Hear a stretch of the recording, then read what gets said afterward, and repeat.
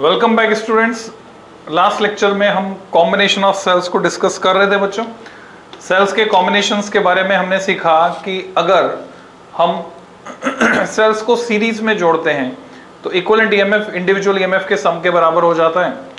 अगर सब same manner में जोड़े जाएं, पैरेलल में जोड़ते हैं तो सेम रहता है अगर आइडेंटिकल सेल्स हैं, और अगर दो different EMF different inter resistance वाले सेल हैं तो ऐसी सिचुएशन में हमने फॉर्मूला डिराइव किया था।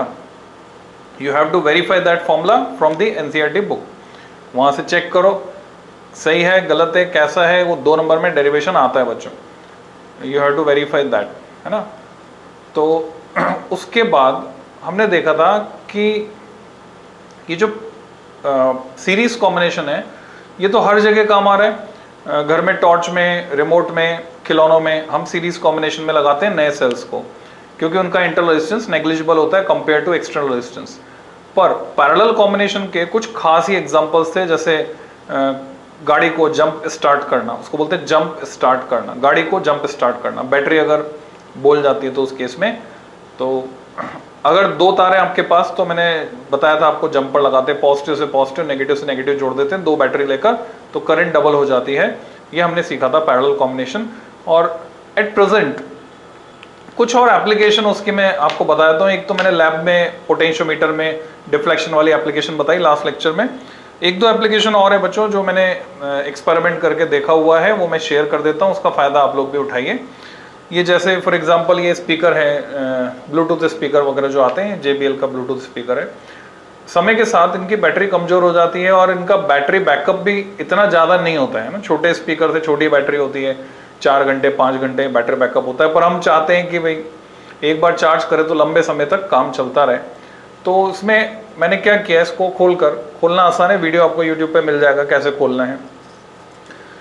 ये जो एक सेल है किसका, जो लैपटॉप की बैटरी होती है उसको खोलेंगे तो ऐसे कई सेल्स उसमें से निकलते हैं। सारे सेल्स खराब नहीं होते, लैपटॉप की बैटरी खत्म हो गई है तो भी उसमें एक आध सेल के खराब होने की वजह से वो बेकार होता है, बाकी सेल सब वर्किंग ऑर्डर में होते हैं, तो वो आप काम में ले सकते हैं। ये सेल मैंने निकाल लिया और अंदर से वो टर्मिनल देखकर, जहां पर 2 लगे हुए थे उस सेल पे टर्मिनल, पॉजिटिव नेगेटिव का ध्यान रखते हुए इसको जोड़ दिया पैरेलल में।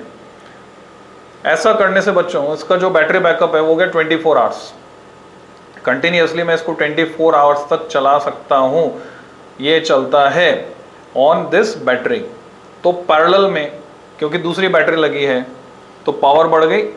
सिमिलरली ये 2 पावर बैंक के आप देख रहे हैं, ये 2 पावर बैंक के, पहले एक स्कीम चली थी बाल काला करने वाले के साथ, ये फ्री आते थे।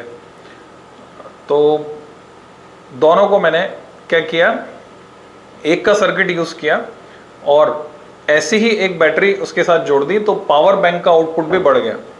यानी अब इससे हम ज़्यादा समय के लिए करंट ले सकते हैं। सिमिलरली ये डिवाइस है, इसमें भी आप देख रहे हैं ये जो क्या बोलते हैं, जियो के वो काले वाले डिब्बियाँ चली थी ना बीच में, तो वो जियो की जो डिब्बियाँ थी उसकी बैटरी फ्री हो गई। अब जियो तो वो काम में नहीं ले रहे उसको, काली वाली डिब्बी को, तो उसकी बैटरी जो फ्री हो गई थी तो उसको मैंने इसके साथ पैरेलल में जोड़ दिया। एक तार अभी टूटा हुआ है ये, तो अंदर जो इसकी बैटरी थी उसके साथ पैरेलल में जोड़ दिया, तो ये इसका भी बैटरी बैकअप बढ़ गया। So this is power of parallel combination. अब हम बात कर रहे हैं, इसको कंक्लूड करते हैं इस टॉपिक को, कॉम्बिनेशन ऑफ सेल्स को। तो मिक्स्ड ग्रुपिंग की बात मैं करने जा रहा हूं, यानी बहुत सारे sales, n cells connected in series and such m series are connected in parallel। तो n into m का मैट्रिक्स बन गया। तो ऐसा कब करेंगे, हमने सीखा जब इंटरनल रेजिस्टेंस नेग्लिजिबल होगा तो सीरीज में जोड़ेंगे, जब एक्सटर्नल रेजिस्टेंस इंटरनल रेजिस्टेंस के कंपैरिजन में नेग्लिजिबल होगा तो पैरेलल में जोड़ेंगे।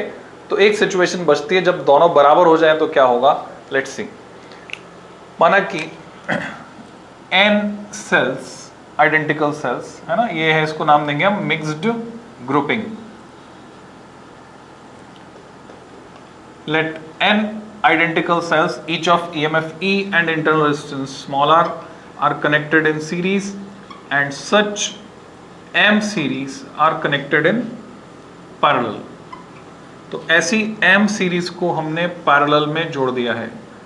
n cells सिर्फ एक सेल के आगे मैं डिटेल लिख दूंगा EMFE इंटरनल रेजिस्टेंस R, और रिप्रेजेंट करने का तरीका क्या है, थोड़ा सा पेशेंस चाहिए, पेशेंसली आपको ये सर्किट बनाना होगा।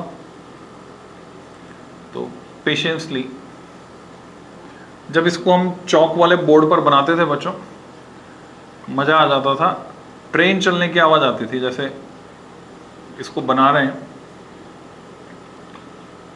तो इसमें जब एंट्रीज करते थे प्लस माइनस ER, तो ट्रेन जब पुल पे से गुजरती जैसी आवाज आती है वैसे चौक की आवाज आती थी बोर्ड पर। तो 3 डैश लाइन से ये दिखाना है कि इसका एक्सटेंशन कहां तक है, N सेल्स हैं और ये है M सीरीज ऐसी। तो मैट्रिक्स बन गया पूरा। लास्ट में MV लाइन, mth लाइन, तो 3 सेल तो दिखाने होंगे, फिर लास्ट में Nवां सेल। और ये जो कॉम्बिनेशन है दैट इज मिक्स ग्रुपिंग, ये करंट भेज रहा है एक्सटर्नल रेजिस्टेंस कैपिटल R को, और हमें ये पता करना है कि ये कॉम्बिनेशन किस सिचुएशन में फ्रूटफुल होगा। हिंट तो मैंने आपको दे ही दिया है। ये कॉम्बिनेशन जो करंट भेजेगा वो करंट कब मैक्सिमम होगी, टर्मिनल A और B के बीच ये सारी सीरीज जुड़ी हुई है M सीरीज। तो यहां सीधे मैथमेटिक्स पे आते हैं। करंट I ये होगी टोटल EMF, एक का E N सेल सीरीज में NE, क्योंकि पैरेलल में कोई फर्क नहीं पड़ रहा है, M ब्रांचेस पैरेलल में अब भी रहेगा NE। टोटल रेजिस्टेंस की बात करें कैपिटल R, उसके अलावा एक ब्रांच का रेजिस्टेंस NR, और NR M ब्रांचेस पैरेलल में, so equivalent becomes NR by M। अगर मैं LCM लूं इसको M को, तो ये M ऊपर जाएगा, बनेगा MNE upon MR plus NR, M into capital R plus NR। तो हमें एक पता करना है करंट कब मैक्सिमम होगी और कितनी होगी मैक्सिमम वैल्यू इसकी, वो भी निकालनी होगी। For I equal to I max, इसके मैक्सिमम होने के लिए क्या जरूरी है बच्चों, ये जो डिनोमिनेटर है ये मिनिमम हो। तो ये जो डिनोमिनेटर है ये मिनिमम कैसे होगा, उसके लिए मैथमेटिक्स की मदद लेनी होगी। MR plus NR should be minimum, that is, इसके लिए हम मैथमेटिक्स की मदद लेते हैं। एक शॉर्ट ट्रिक है, अगर मैं MR प्लस NR को ऐसे लिख सकता हूं, MR माइनस NR का whole square plus twice of under root of MNRR should be minimum, लिख सकता हूं। क्योंकि जब मैं इस स्क्वायर, इस ब्रैकेट को ओपन करता हूं स्क्वायर को फॉर्मूले से, तो वापस मुझे यही मिलने वाला है MR प्लस NR, तो मैंने इसको लिख दिया। नाउ द नेक्स्ट स्टेप,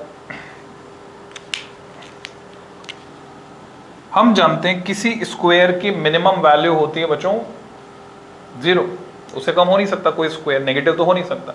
तो इसकी मिनिमम वैल्यू 0 है, तो उसको जब मैं 0 के बराबर, मुझे पता है ये तो 0 है नहीं, मिनिमम करना है, ये तो जो होगा वो होगा, तो इसको 0 कर दिया हमने। इसको 0 करते ही मुझे क्या मिल जाता है, root MR equal to root NR, और मैं स्क्वायर कर देता हूँ तो MR इक्वल टू NR, और यहाँ से मुझे मिल जाता है capital R equal to NR upon M। So साफ साफ दिख रहा है, कैपिटल R है एक्सटर्नल रेजिस्टेंस और NR अपॉन M है टोटल इंटरनल रेजिस्टेंस। तो जब external resistance total internal resistance के बराबर हो जाएगा तब ये करंट मैक्सिमम हो जाएगी, और इस करंट की मैक्सिमम वैल्यू जो होगी वो मैं ऊपर लिख देता हूँ यहाँ पर, वो कितनी हो जाएगी, I max equal to NR by M की जगह अगर मैंने कैपिटल R लिखा तो मुझे मिलेगा NE अपॉन 2R, और अगर कैपिटल R की जगह NR बाई M लिखा तो ये स्मॉल r के टर्म्स में मिल जाएगा मुझे एक्सप्रेशन। तो मुझे क्या मिलेगा, NE की जगह ME अपॉन 2R, क्योंकि ये NN कट जाएगा ऊपर नीचे। तो इससे भी कैलकुलेट कर सकते हैं, इससे भी कैलकुलेट कर सकते हैं, दोनों फॉर्मूले अवेलेबल है। तो हमने समझा कि जब total internal resistance external resistance के बराबर होता है तब मिक्स्ड ग्रुपिंग फ्रूटफुल होती है। तो ये भी मिक्स ग्रुपिंग भी यूज में आती है। प्रैक्टिकली आप देखेंगे तो कई बैटरीज मिक्स ग्रुपिंग करके बनाई जाती है, ऐसे सेल्स जिनका इंटरनल रेजिस्टेंस ज़्यादा होता है। इस पे एक क्वेश्चन फिर दी एंड है इस लेक्चर का। बच्चों जो मोस्ट कॉमन क्वेश्चन है और पूछा जाता है वो ये है, you are given 36 identical cells, आपको 36 एक जैसे सेल दिए गए हैं, सभी का ईएमएफ आपको दिया हुआ है, मैं इसी में मार्क कर देता हूँ। हर एक का ईएमएफ है 2 वोल्ट और इंटरनल रेजिस्टेंस है 0.5 ohm, it is given to you and total 36 cells are given to you, 36 cells. तो आपसे कहते हैं सजेस्ट ए कॉम्बिनेशन, एक कॉम्बिनेशन सुझाव, कैसे उनको जोड़ें। ये तो सीधे हम इस पे आगे मिक्स ग्रुपिंग पे, आप सीरीज और पैरेलल ट्राई कर सकते हैं, कैसे उनको जोड़ें कि एक्सटर्नल रेजिस्टेंस जो कि 2 ओम है, कैपिटल आर इज 2 ओम, इसके थ्रू मैक्सिमम करंट हमको मिले। तो 2 ओम एक्सटर्नल रेजिस्टेंस है, हमें पता है सीरीज कॉम्बिनेशन में क्या होता है, इंटरनल रेजिस्टेंस नेग्लिजिबल होता है। अगर मैं 36 सेल्स को एक ही लाइन में जोड़ दूं, मिक्स ग्रुपिंग को भूल जाओ, स्टेप बाय स्टेप चल रहे हैं, मान लो सीरीज में जोड़ दूं सबको 36 सेल को, तो टोटल इंटरनल रेजिस्टेंस होगा 0.5 इंटू 36 मतलब 18 ओम, 18 ओम। और 18 ओम कहीं से भी 2 ओम के कंपैरिजन में नेग्लिजिबल नहीं है, इसलिए सीरीज कॉम्बिनेशन इसके लिए एप्लीकेबल नहीं है। पैरेलल में जोड़ दूं तो क्या होगा, पैरेलल में जोड़ दूं अगर तो इक्विवेलेंट रेजिस्टेंस 0.5 अपॉन 36 हो जाएगा 1/72 ओम। 1/72 ओम किसी भी तरह से 2 ओम से बहुत बड़ा नहीं है, बहुत छोटा है, उल्टा है। तो पैरेलल कॉम्बिनेशन भी फ्रूटफुल नहीं है। तो हमारे पास क्या बचता है, मिक्स ग्रुपिंग। तो हम मान लेते हैं कि हमने n सेल्स को सीरीज में जोड़कर ऐसी m सीरीज को पैरेलल में जोड़ा। तो अब मैं इक्वेशन क्या लिख सकता हूं, मैं इक्वेशन लिख सकता हूं n इंटू m इज 36, क्योंकि n इंटू m का मैट्रिक्स बन रहा है। और दूसरा मेरे पास क्या रिजल्ट है, capital R equal to NR by M, capital R is 2, NR by M, N is how much हमें नहीं पता, R हमारे पास है 0.5 यानी 1/2 मैं इसको लिख सकता हूं। तो यहां से मुझे मिलता है N इक्वल टू 4M, और N की जगह मैं 4M यहां पे रख देता हूं, अगर N की जगह 4M तो ये हो जाता है 4M स्क्वायर इक्वल टू 36, और यहां से हमें M की वैल्यू मिल जाती है 3। अब M इक्वल टू 3 रखेंगे तो M की वैल्यू M इक्वल टू 3 मिल जाता है, तो N की वैल्यू क्या होगी 12।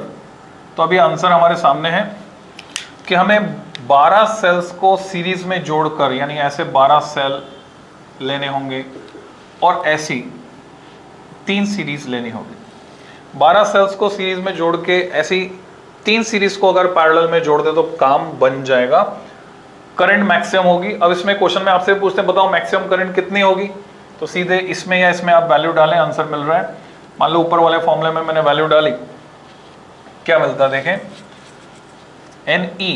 N is how much 12, E is 2 upon 2 into R is 2, ये 2 कट गया और ये आया 6 एम्पियर, और सेम आंसर इससे आ रहा है। तो इस तरह से हम जज करते हैं सीरीज में जोड़े, पैरेलल में जोड़े या मिक्स ग्रुपिंग। तो बच्चों इस वीडियो में इतना ही, ये पार्ट यहाँ खत्म होता है। इस पे क्वेश्चन आंसर प्रैक्टिस में करवा दूंगा आपको, कंपटीशन लेवल के क्वेश्चंस भी करवा दूंगा। और नेक्स्ट जो हम पढ़ेंगे वो पढ़ेंगे KVL KCL, यानी कॉम्प्लिकेटेड सर्किट को कैसे सॉल्व करते हैं। उससे पहले कुछ क्वेश्चन आंसर प्रैक्टिस करेंगे, जैसे रेसिप्रोकल थ्योरम है फॉर डिस्ट्रीब्यूशन ऑफ करंट, उसको समझेंगे। Till than happy learning.